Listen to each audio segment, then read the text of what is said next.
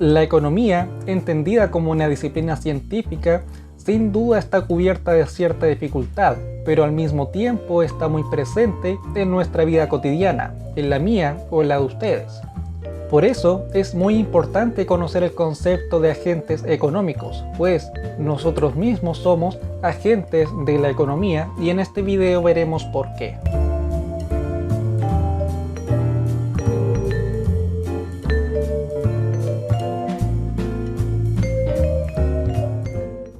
El objetivo de esta clase es conocer cuáles son los agentes de la economía y examinar sus relaciones económicas a partir del concepto de flujo circular. En primer lugar, para comenzar a hablar de los agentes económicos, debemos entender que en las actividades de producción, distribución y consumo intervienen los siguientes agentes económicos que influyen unos sobre otros, los llamados agentes de la economía. ¿Cuáles son? La familia, en primer lugar, la empresa, el Estado y el sector externo en último lugar. Esos son los 4 agentes de la economía. Las familias, también llamadas economías domésticas, tienen las siguientes características. En primer lugar, las familias consumen bienes y servicios para satisfacer sus necesidades. Por ejemplo, compran comida, compran ropa, compran celulares o compran libros. En segundo lugar, proveen a las empresas y también al Estado de trabajo, sus factores productivos, a cambio de una remuneración. En tercer lugar, participan también en las empresas o en el Estado en la producción de bienes y servicios. Y por último, pagan impuestos al Estado. El segundo agente de la economía son las empresas, también llamadas industrias, comercios o servicios. Entre sus características encontramos las siguientes. En primer lugar, las empresas son los agentes encargados de la producción de bienes y servicios. En segundo lugar, las empresas deben pagar una remuneración, un sueldo, a las familias a cambio de sus factores productivos, es decir, a cambio del trabajo de las familias en las empresas. En tercer lugar, las empresas también pagan impuestos al Estado, al igual que las familias. Y por último, el objetivo principal de las empresas es sacar el mayor beneficio posible a partir de la venta de sus bienes y de sus servicios. El tercer agente de la economía es el Estado, también entendido como el gobierno.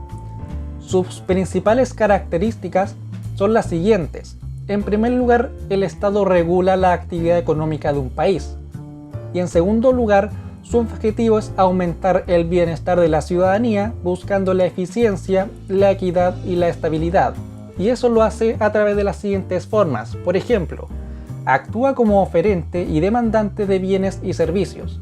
Es decir, el Estado ofrece bienes y servicios a la ciudadanía, por ejemplo, servicios de salud o servicios de educación, pero al mismo tiempo demanda bienes y servicios a distintas empresas. No sé, por ejemplo, para la construcción de una carretera se puede recurrir a un privado.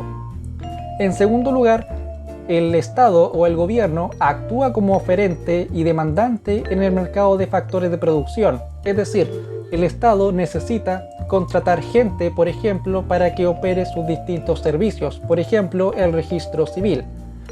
En tercer lugar, el Estado recauda impuestos, ya lo veíamos en las diapositivas anteriores, tanto las familias como las empresas deben pagar impuestos al Estado. En cuarto lugar, asigna recursos para lograr de la mejor forma posible el bienestar de la ciudadanía, asignando recursos, por ejemplo, a educación, salud, deportes, tecnología, medio ambiente, defensa, etc. Y por último, distribuye la renta, es el Estado el encargado, por ejemplo, de pagar sueldos, ¿cierto?, a los empleados de carácter público que operan dentro del país. Y por último, el cuarto agente de la economía es el sector externo, que debemos entenderlo como aquellos agentes económicos que operan desde el ámbito internacional. Incluye, dice acá la diapositiva, el conjunto de actividades o estrategias que realizan los diferentes estados para mantener con los demás países un intercambio productivo, comercial y financiero adecuado a las necesidades de sus pueblos. Entonces, este concepto de sector externo está muy relacionado a la importación o a la exportación de productos. Chile es un país que no tiene todos los recursos que necesita habitualmente, por lo tanto necesita importar desde otros países, por ejemplo, gas licuado o gasolina, para el funcionamiento, por ejemplo, de los automóviles.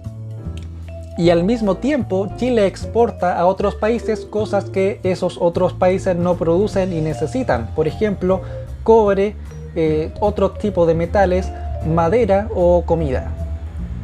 Por último, para entender de una manera más clara la relación que existe entre estos cuatro agentes de la economía, las familias, las empresas, el Estado y el sector externo, podemos remontarnos al concepto de flujo circular y finalmente al siguiente mapa conceptual en donde se ordena la información indicada en las diapositivas anteriores. Veamos. El Estado le compra bienes y servicios a las empresas y también le paga sueldo a las familias. Las familias, por su parte, le pagan impuestos al Estado y también le compran bienes y servicios a las empresas. Y las empresas venden bienes y servicios al Estado al mismo tiempo que le pagan impuestos.